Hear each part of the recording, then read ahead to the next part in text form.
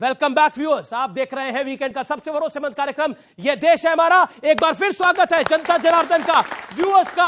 और आज एक बड़ा फेस ऑफ कर रहे हैं गौरव भाटिया और आचार्य प्रमोद कृष्णम के बीच में। पूछना चाह रहा हूं, इंदिरा गांधी को दुर्गा कहा था, इंदिरा गांधी को दुर्गा कहा था। देखिए, जो जिसको ठीक लगा उसने कहा, तो राहुल गांधी को क्या कहा जाए जनता से पूछ लेते हैं। मैं ये कहना चाहता हूं, क्या मीर जाफर या मीर कासिम ने जो किया, क्या वही राहुल गांधी करना चाहते हैं इस देश में? क्या विदेशियों को बुलाकर इस देश की संप्रभुता पर हमला करवाना चाहते हैं?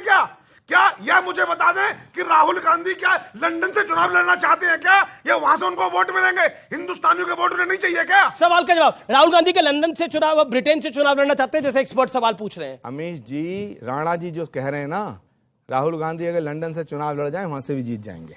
मीर जाफर और जयचंद जैसे लोगों की तुलना राहुल गांधी से नहीं की जा सकती है। राहुल गांधी उस परिवार के व्यक्ति हैं जिन्होंने अपने दो पूर्व प्रधानमंत्रियों की शहादत दी है।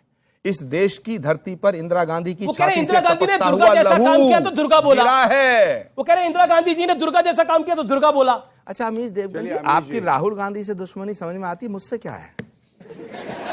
आपने पहली बात, हमारी किसी से दुश्मनी नहीं है। राहुल गांधी को छोड़ दिया है, ऐसे प्रवक्ता कह रहे हैं भैया इसको नहीं डिफेंड कर पाऊंगा मैं। हम सबको बराबर का मानते हैं। और दूसरी बात, हमारी दोस्ती मां भारती के साथ है। हमारी दोस्ती मां भारती के साथ है और देश के साथ है। जो देश के लिए है उसके साथ हम खड़े हैं। मैं गौरव भाटिया आपका रुख करता हूं, मैं किरण रिजिजू को कोट करता हूं और सवाल का सीधा जवाब आना चाहिए। मां भारती के साथ है? जी। तो इनकी किसके साथ? एक सेकेंड, अब सवाल का जवाब दीजिए। किरण रिजिजू ने बोला, मैं उनको किरण रिजिजू जो कि केंद्रीय मंत्री हैं, लॉ मिनिस्टर है, उनको कोट करता हूं, कानून मंत्री। भारत के लोग जानते हैं कि राहुल गांधी पप्पू हैं, लेकिन विदेशी नहीं जानते हैं कि वे वास्तव में पप्पू हैं।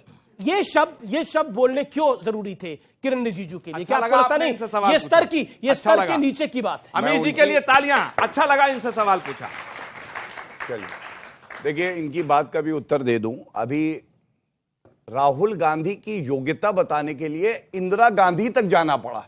सोचिए कि वो कितना निकम्मा होगा कि उसकी कोई तारीफ नहीं बता पाए। पार्लियामेंट अच्छे से अटेंड करता है, बड़ा विश्वसनीय नेता है, छुट्टी नहीं लेता है, समर्पित है, देश प्रेम है, कुछ नहीं बताया। इंदिरा गांधी को दुर्गा बुलाया था, इसलिए राहुल गांधी अच्छा है, ये इन्होंने बताया। यही वंशवाद होता है। और मैं इतना ही कहूंगा, मेरे सवाल का जवाब मैं दूंगा मैं लेकिन उनकी बात का भी दो चीजें का जवाब देके आपकी बात का जवाब दूंगा। इनके लिए कहना गलत नहीं होगा, नेहरू जी कह गए इंदिरा से, ऐसा पोता आएगा, खाएगा भारत की, गाएगा चीन और पाकिस्तान की। ये है राहुल गांधी। लेकिन मेरे बात सुनिए, आपकी बात के जवाब दूंगा। एक बात और, महाभारत की भी इन्होंने बात करी। पुत्र मोह जब धृतराष्ट्र को हो गया था तो दुर्योधन के लिए क्या मोह था? आप देखा ना, युद्ध हो गया, पूरा वंश जो है नाश हो गया। वही कांग्रेस पार्टी का आपको पांडव बता रहे हैं, कौरव आपको बता रहे हैं? नहीं, वो देखिए, वो तो जनता ने तय किया है। अमेठी से वायनाड लात पड़ी तो गिरे हैं। अभी अगली बार कहां जाएंगे आप सोचिएगा। अब मैं आपकी बात का उत्तर देता हूं। आपने कहा, लॉ मिनिस्टर ने कहा पप्पू।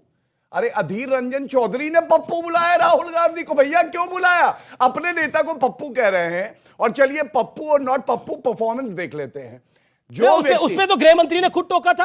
उन्होंने बोला था कि माननीय सांसद को आप पप्पू नहीं बुला सकते। तो फिर फिलिप कोटर अवार्ड दिया गया था, फिलिप कोटर प्रेसिडेंट अवार्ड। फिलिप कॉटलर, जो भी है, हाँ देखो, अरे अवार्ड मिलता नहीं है, बोलना तो सीखो। अरे ठीक है, लेट हिम स्पीक। हो सकता है उनकी अंग्रेजी उतनी अच्छी ना हो। फिलिप कॉटलर भैया, अरे सुन तो लो, इसी बात पे आ रहा हूँ। अमीश देवगन जी, ये अवार्ड पूरी दुनिया में किसी ने नहीं सुना था। ये सिर्फ नरेंद्र मोदी जी को देने वाले और लेने वालों ने सुना था। इसका हिंदुस्तान में इन लोगों ने खूब जोर शोर से प्रचार किया। सवाल क्या कहना यह है कि इनको विदेशों से फिलिप कॉटलर अवार्ड चाहिए क्या? बिल्कुल नहीं चाहिए। मोदी जी को दो। नरेंद्र मोदी स्टेडियम में खड़े होकर नरेंद्र मोदी की फोटो ले सकते हैं, वो नरेंद्र मोदी का ही काम है। मुद्दे की बात यह है कि ये अमेरिका में जाके ट्रंप आएगा, ट्रंप की सरकार करेंगे, ये देश का सम्मान है, भारत का सम्मान है। वहां जाके विदेश नीति नहीं कहती है हमारी कि जाके आप दूसरे सरकार का प्रचार प्रसार करें। एक इंटरेस्टिंग पॉइंट, एक इंटरेस्टिंग पॉइंट को दीपक झा ने बहुत अच्छी बात बोली। आपने बोला ये ट्रंप की सरकार। देखिए, भारतीयों की और भारत की शिकायत क्या रहती थी कि ये रशिया हमें चलाता है। इंदिरा गांधी के दौर को आप याद करिए, या उसके पहले के दौर को याद करिए, या उसके बाद के दौर को याद करिए कि रशिया चला रहा है भारत को, और रशिया जो है वो बार बार इंटरफेयर करता है। ये रहता था। फिर अमेरिका इंटरफेयर करता है, अटल जी की सरकार हुई, डॉक्टर मनमोहन सिंह की सरकार हुई, लेकिन ये पहली बार है माननीय एक्सपर्ट यहां कह रहे हैं कि भारत तय कर रहा है अमेरिका का राष्ट्रपति। तो ये तो भारत के लिए गर्व की बात है। अगर आप ये आरोप लगा रहे हैं तो, अगर ये आरोप लगा रहे हैं तो ओके, इलेक्शन हार गए, ठीक है। ट्रम्प सरकार जो कह रहे थे अब की बार ट्रम्प सरकार, देखिए, ट्रम्प हार गए। अच्छा खड़े नहीं, भारत के गर्व से आपको तकलीफ है, यही कांग्रेस की तकलीफ है, यही राहुल गांधी भारत की बुराई करना चाहते हैं, ये भारत की डेमोक्रेसी। ठीक है, ठीक है। मोदी जी ने कितने पैसे लिए थे जाके अमेरिका की पिछलग्गी करने के लिए? और ट्रम्प ने- ये गलत बोला आपने। मोदी जी ने कितने पैसे आपको लगता है भारत के प्रधानमंत्री ने पैसे लेगा पिछलग्गू बनने के लिए? कितनी आपने गलत बात बोली। ना देखिए ऐसा है कि इसमें इनकी गलती नहीं है। फिलिप कॉटलर कौन है? वो कह रहे हैं कि एक व्यक्ति फिलिप कॉटलर और उसका अवार्ड मिल गया। नरेंद्र मोदी जी वो शख्सियत है जिनको 6 ऐसे देश हैं जो अपना हाईएस्ट सिविलियन अवार्ड दे चुके हैं। क्यों दे चुके हैं आपको मालूम है?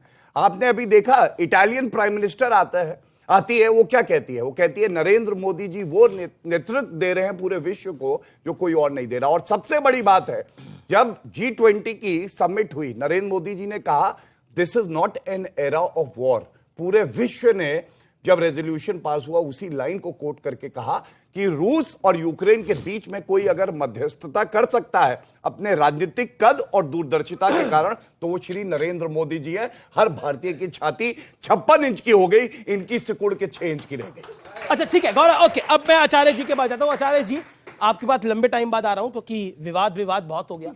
एक बात बताइए, क्या आपको लगता है कि भारतीय जनता पार्टी ने कांग्रेस पार्टी को उसी के जाल में फंसा दिया है? अब लंदन में जाके राहुल गांधी को यह बोलने की क्या आवश्यकता थी?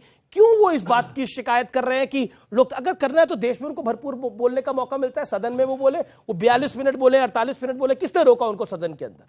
राजनीति में एक दूसरे के ऊपर आरोप लगते हैं, प्रत्यारोप लगते हैं, लेकिन देश के प्रधानमंत्री जी को अगर गप्पू कहा जाएगा तो भी मुझे कष्ट हुआ, और जो राहुल गांधी को पप्पू कहा गया ये भी मुझे कष्ट होता है।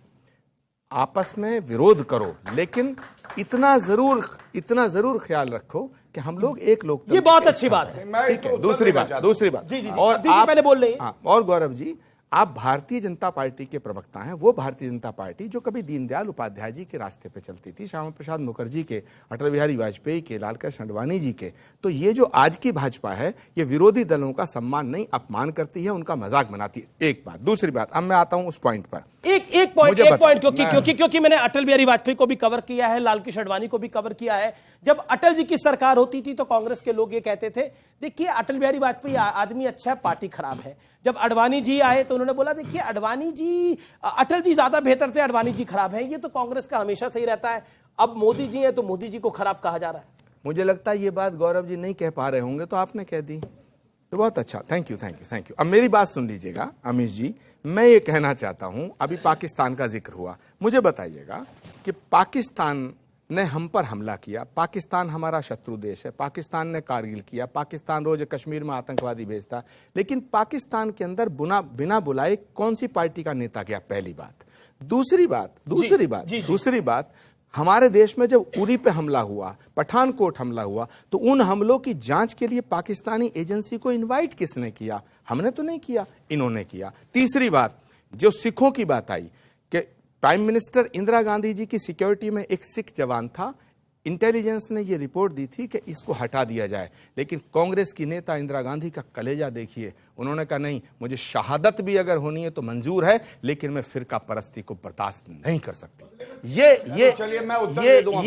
कांग्रेस के नेताओं का बदले में 3000 सिख मारे गए। सुनिए, ये कह रहे हैं 3000। एक सेकंड जी। एक सेकंड, लेकिन जिस तरह सिख दंगे हुए इस देश की एक मिनट है, वो जो सिखों की हत्या हुई उसकी घोर निंदा कई बार की जा चुकी है, लेकिन पंजाब को शांत करने के लिए, पंजाब के अंदर 10 साल आतंकवाद रहा, भिंडरा वाले ने जिस तरह से हिंदुओं की हत्या की, हजारों हिंदुओं को बसों से उतार के गोली मारी जाती थी, क्या बीजेपी उसका समर्थन करेगी? अगर इंदिरा गांधी बोल्ड स्टेप ना लेती तो इस देश के टुकड़े हो जाते, खालिस्तान बन गया। लेकिन एक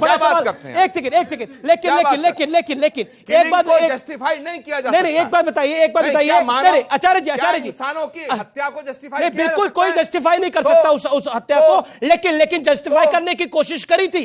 किस प्रधानमंत्री ने जस्टिफाई करने की कोशिश करी थी? बड़ा पैर गिरता है तो धरती हिलती है। किसने कहा था ये? अच्छा ये बताइए, क्या भारतीय जनता पार्टी उस हत्या को जस्टिफाइड करेगी? मेरे सवाल का क्या बात करते हैं आचार्य जी, आचार्य जी मेरे सवाल का सिखों जवाब की दीजिए। हत्या पर आचार्य जी, जितनी बार माफी मांगी आचार्य जाए जी, उतनी कम है। मेरा उसकी निंदा की निवेदन जाती है, मेरा लेकिन सवाल क्या सुनिए, पंजाब के मेरा सवाल आतंकवाद को सुनिए, मेरा justify सवाल करेंगे सुनिए। आप? नहीं, क्या पंजाब के आतंकवाद को justify करेंगे आप? शांत शांत शांत क्या शांत बात करते हैं आचार्य जी, आचार्य जी यहाँ पे क्या सैयद बात सवार करते हैं बैठे हैं, दीपक झा बैठे हैं, आप लोग बैठे हैं, गौरव भाटिया है, आचार्य जी है। मैं मूल सवाल उठाता हूँ, नहीं, मूल क्या सवाल भारत के ये अंदर है मेरा कि सवाल पंजाब के अंदर सुनिए, 10 सवाल साल सुनिए, आतंकवाद रहा। सवाल सुनिए, 10 सवाल साल सुनना पड़ेगा। बसों में से उतार अच्छा। के हिंदुओं की हत्या की गई, क्या वो आतंकवाद के साथ खड़े आप? किसने बोला? आप किसने क्या बोला? साथ खड़े? वो विषय नहीं है। अगर इंदिरा गांधी एक ने सेकंड, सुनिए, अगर इंदिरा गांधी ने आतंकवाद को कुचलने के लिए बड़ा स्टेप ना लिया होता तो इस देश के तो टुकड़े हो उसको आप जाते। जस्टिफाई, आप मैं खड़े कहता कहाँ हूं हैं? आप जस्टिफाई करें जो सिखों की हत्या हुई उसके बाद। बिल्कुल नहीं करता। तो फिर बार बार बिल्कुल आप नहीं इस करता। बात को कह रहे हैं कि मार रहे थे अगर किसी उसके बाद क्या- जो सिखों का नरसंहार हुआ उसके लिए कौन सी क्या बता रहा इंदिरा है? गांधी और ने एक बात सिखों की हत्या बताइए, की? इस देश के अंदर क्या राजीव भारत गांधी के ने सिख, सिखों की हत्या की? जैन, मुसलमान के क्या सेकंड यार ग्रेड बात सिटीजन करते है, हैं? जो छोड़िए। राहुल गांधी ने बोला। सिखों की हत्या जो हुई वो गलत हुई। सेकंड ग्रेड सिखों की हत्या हुई, उनके खिलाफ मुकदमे चले। सेकंड ग्रेड सिटीजन है गौरव भाटिया। हमीश जो ये देवगन मामले को डाइवर्ट मत करिएगा। मैं बिल्कुल डाइवर्ट नहीं कर रहा। कांग्रेस पार्टी ने कितनी बार माफी मांगी है? कांग्रेस पार्टी के नेता जेल में घुसे हुए हैं। सज्जन कुमार के ऊपर मुकदमा चला। क्या बात करते हैं आप? वो विषय नहीं है। सिखों और हिंदुओं को अलग करना चाहते हैं क्या? कुछ कहना चाहते हैं? मेरा सवाल आपसे है, आप कहते हैं कि 10 साल पंजाब में आतंकवाद रहा, उस भिंडरावाले को पैदा करने वाली ही इंदिरा गांधी थी, उसको पैदा करने वाली कांग्रेस पार्टी थी। आप कैसे कह सकते हैं कि उनको खत्म किया उन्होंने? मेरा सवाल बीजेपी से है कि आपका सारा मुद्दा आके अगर जाति धर्म मुसलमान पे क्यों खत्म होता है? आपका सारा मुद्दा धर्म जाति और पाकिस्तान पे आप क्यों खत्म करते हैं डिबेट? ओके, जवाब गौरव भाटिया। मैं गर्व से कहता हूं भारतीय जनता पार्टी का प्रवक्ता होने के नाते, नरेंद्र मोदी जी देश के प्रधानमंत्री हैं। लाल किले की प्राचीर से उन्होंने ये कभी नहीं कहा कि हिंदुओं तुम्हारा पहला हक है देश के संसाधनों पे। मनमोहन सिंह जी ने कहा था। और हमारी जो भी पॉलिसी है, सबका साथ, सबका विकास, सबका विश्वास, सबका प्रयास, जिसमें हिंदू, सिख, मुस्लिम, हिंदू सब आते हैं, कभी भेदभाव नहीं हुआ। दूसरी बात, पाकिस्तान बुरी नजर से हमारी तरफ देखेगा ना, घुस के ठोकेंगे, जैसे सर्जिकल स्ट्राइक और बालाकोट एयर स्ट्राइक पे ठोका। और एक बात और कहूंगा, दुख कब होता है मेरे भाई, मैं आपको बताता हूं। खाता न बही जो देश की सेना कहे वो सही। सर्जिकल स्ट्राइक्स हुई, इन्होंने कहा प्रूफ दे दो। अरे क्या प्लेन के आगे कांग्रेस के लीडर्स को लटका के लेके जाए, देख ले की है। दूसरी बात, बालाकोट एयर स्ट्राइक हुई, इनके नेता थे सिद्धू, मालूम है क्या कह रहे थे? कह रहे थे कि नहीं, कौए मारे गए, पेड़ पे जो बैठे थे काऊ काऊ कर रहे थे। अरे कौओं की भाषा आप कैसे समझ लेते हो? एक सवाल, क्या भारत के अंदर मुस्लिम, सिख और जो अकलियतें हैं और क्रिश्चियंस के सेकंड ग्रेड सिटीजन हैं, जो बात राहुल गांधी ने लंदन में बोली? नहीं, लेकिन कोशिश नहीं, नहीं, नहीं, नहीं, लेकिन कोशिश वही है। दूसरी कैसे चीज बता दो। कैसे सुन लीजिए। यानी राहुल जी गलत है? सुनिए, यानी राहुल जी गलत है? राहुल गांधी ने जो बात कही है, गौरव शांत, जो राहुल गांधी जी ने बात कही, हक और सच बयानबाजी करी। दूसरी मैं तकलीफ जानता हूं क्या है। राहुल गांधी साहब ने एक वाक्य कहा था कि नफरत के बाजार में मोहब्बत की दुकान खोलूंगा, और वो मोहब्बत की दुकान इतनी बम्पर चल रही है कि नफरत की दुकान वालों को पेट में तकलीफ होने लगी। बाहर से भी लोग कह रहे हैं कि बताओ कौन सी मोहब्बत की दुकान है, हमें भी मोहब्बत बांटनी है। और वो हर जगह जो है मोहब्बत की दुकान के चर्चे हो रहे हैं। और 2024 में मोहब्बत की दुकान खुल करके रहेगी और नफरत की दुकान का बेड़ा गर्क होगा। चले, नफरत की दुकान का बेड़ा गर्क होगा, लेकिन यहाँ पे बड़े सारे युवा बैठे हुए हैं।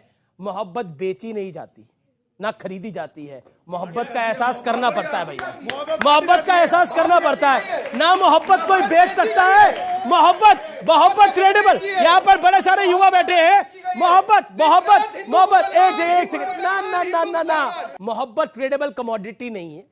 मोहब्बत बेची नहीं जाती, ना खरीदी जाती है। मोहब्बत का एहसास होता है और मोहब्बत महसूस करी जाती है। इसलिए वो विषय वहीं समाप्त होता है। लेकिन मैं अब एक और बड़ी पॉइंट पर आता हूं। सलमान खुर्शीद कांग्रेस पार्टी के सर्वोच्च नेताओं में से एक है। सलमान खुर्शीद साहब क्या कह रहे हैं, मैं कुछ नहीं बोलता, आप सुनिए और आप दोनों भी सुनिए, और आप चारों भी नीचे जो एक्सपर्ट्स बैठे हैं वो भी सुनिए। क्या कह रहे हैं सलमान खुर्शीद? राम राज में निज़ाम मुस्तफ़ा कोई अंतर नहीं। अगर कोई अंतर समझे जाने तो बता दे कि राम राज और निज़ाम मुस्तफ़ा में कोई अंतर है। सलमान खुर्शीद स्पष्ट रूप से कह रहे हैं कि राम राज्य इज इक्वल टू निजामे मुस्तफा। अब मैं इसके ऊपर राय ले लेता हूं आप तमाम लोगों की। आचार्य जी और गौरव भाटिया, 40 सेकंड का वक्त मैं आपको देता हूं, आप अपनी बात को रखिए और उसके बाद मैं एक्सपर्ट्स के पास जाऊंगा इस विषय के ऊपर। राम राज्य इज इक्वल टू निजामे मुस्तफा, आचार्य जी आपके नेता ये बात कह रहे हैं? देखिए, पहली बात तो यह है कि आप लोग धर्म को लैंग्वेज और भाषा, जिसको कहते हैं लैंग्वेज, जबान और लिबास का विषय मानते हैं। दीन जो है, धर्म जो है, वो लिबास और लैंग्वेज का विषय नहीं है। जैसे परमात्मा को हिंदी में भगवान कहते हैं, पर्शियन में खुदा कहते हैं, उर्दू में रब कहते हैं, अरबी में अल्लाह कहते हैं, इंग्लिश में गॉड कहते हैं, लेकिन बात एक ही है, हम उसे परम तत्व परमेश्वर कहते हैं। ऐसे ही गुरु नानक देव जी ने कहा है, अव्वल अल्लाह नूर उपाया इक रब दे सब बंदे। तो ये जो जबान है, ये जो लैंग्वेज है, अगर उन्होंने, सलमान खुर्शीद ने कहा निज़ाम मुस्तफ़ा, मुस्तफ़ा मतलब पैगंबर मोहम्मद ने जो नियम बनाए उनके हिसाब से निज़ाम जो होता है अच्छा होता है। हम कहते हैं राम राज्य, हमारे लिए भगवान राम हमारी आस्था के केंद्र है, तो हम जो राम के राज्य की कल्पना करते राम हैं, राज्य फिर बीच कह में बोले गए, आप। बीच में नहीं, सवाल पूछ रहा हूं, बीच में बोलना पड़ेगा सर, इनसे सवाल क्यों नहीं पूछ पूछते? उनके बीच में भी पूरा बोलता हूं। तो महात्मा गांधी जो राम राज्य बोल गए, उसकी जगह वो बोलते हैं निजाम मुस्तफा का राज्य भी होना चाहिए, तो कोई दिक्कत नहीं थी आपको। अमीश जी, महात्मा गांधी एक बहुत ही अच्छे उच्च कोटि के हिंदू थे, भगवान राम के भक्त थे, और सलमान खुर्शीद एक बहुत ही अच्छे मुसलमान हैं।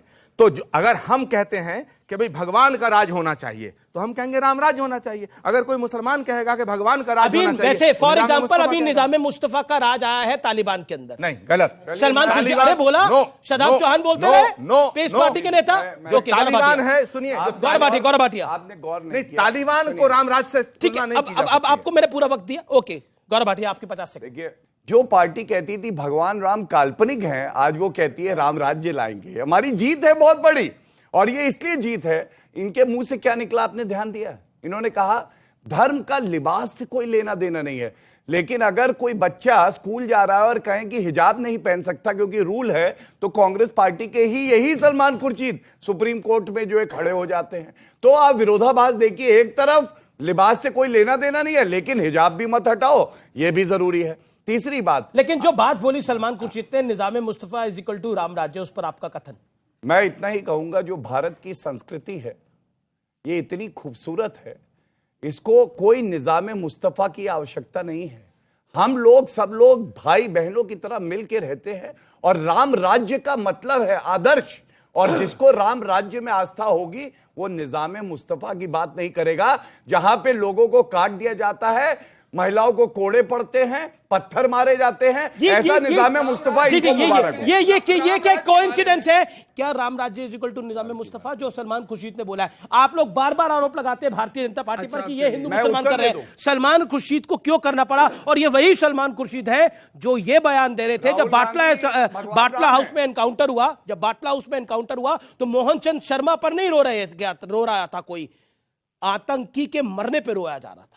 नहीं, अब आपको जवाब दे दूं, पूरा तसल्ली से सुन लीजिएगा। जी, मैं दो बात आप कह रहे हैं कि निजाम मुस्तफा की बात करी गई है और राम राज्य की बात करेगी। राम राज्य को और निजाम मुस्तफा को कंपेयर नहीं करा जा रहा। अगर मेरी आस्था जो है मेरे प्रॉफिट के ऊपर है, मेरे इस्लाम के ऊपर है, मैं उस पर चलना चाह रहा हूं। और अगर गौरव भाई की आस्था जो है प्रभु श्री राम पे, श्री किस चीज पे, उन पे मुबारक, और वही राम राज्य।